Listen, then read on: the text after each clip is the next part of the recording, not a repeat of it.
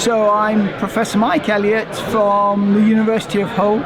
I'm a marine biologist by background, but I work more and more on the effects of humans in the sea and also how we try and manage and prevent any problems that humans can cause. So Mike, you were chairing one of the sessions in the decommissioning workshop. Yeah. What was the general topic that you were trying to control? Yeah, so the main aim of the session was to look at what are the potential impacts of decommissioning and what materials are either put into the sea or taken out of the sea during decommissioning.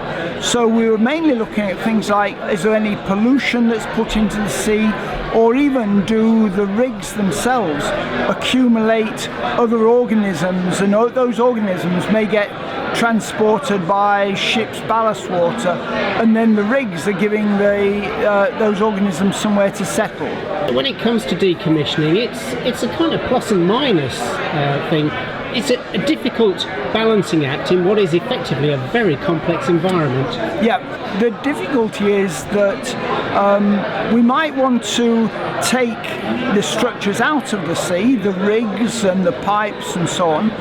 What we now have to start balancing is what are the costs and benefits of taking those structures out, and indeed in some cases would it actually be better for the environment of leaving structures in place. That might even mean toppling rigs and making them into reefs, and this has been done in America, in the Gulf of Mexico, for example. So there might be benefits of leaving structures in place. That might also save energy by instead of taking the material away. So there are costs and benefits, and that's one of the things that we're trying to look at is what are the problems of decommissioning, but also what are the benefits of either decommissioning, leaving things in place, or decommissioning by removing things. And how did this afternoon's session move those conversations, those arguments on? Before my session, we had a discussion on what people wanted out of meetings like this. And one of the main things they wanted out of it is how to increase their knowledge and learn from other fields.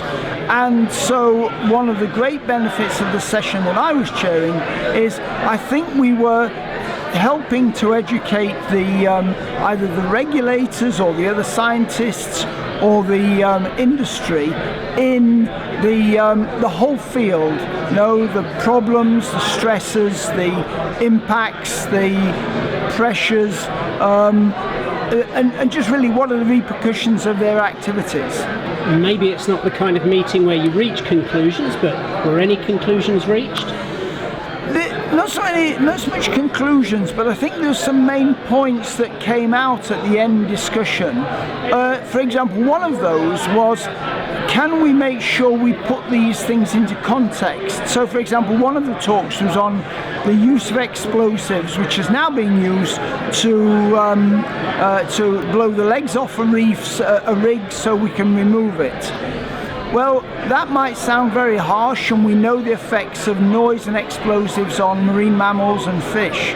But actually, if it's quicker and easier and therefore cheaper to use explosives, which might cause immediate damage, but it's not long-lasting damage, rather than, say, another technique that takes a long time, then environmentally it might be better. So one of the main messages is, can we try and keep these problems that we might assume will happen, can we keep them into context? One of the key elements over the last few years, and you've been to most of these decommissioning workshops, one of the key things is bringing those, I don't know, can I refer to them as old enemies together? You've got the regulators, you've got the industry, you've got the scientists, you've got the NGOs, all with slightly different perspectives. Yeah. Have you noticed over the years how they're now starting to talk to each other, and more importantly, listen to each other? Yeah, you're exactly right. And in fact, what people are now realizing is that the solutions that we're looking for have to come from all of these people. You can't have a solution that is just imposed top down by the regulator or by demand from industry. Unless you actually work together, then you won't get those solutions. And people are genuinely looking for solutions.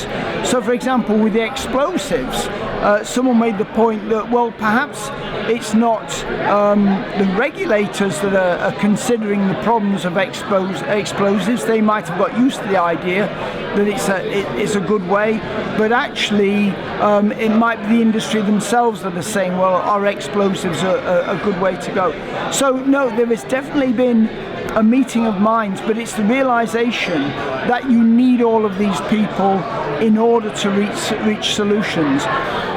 The other point, if I may, is to say that the solutions are not just going to come from one field. So you can't just think about the technology or the economics or the ecology or the legal side of this.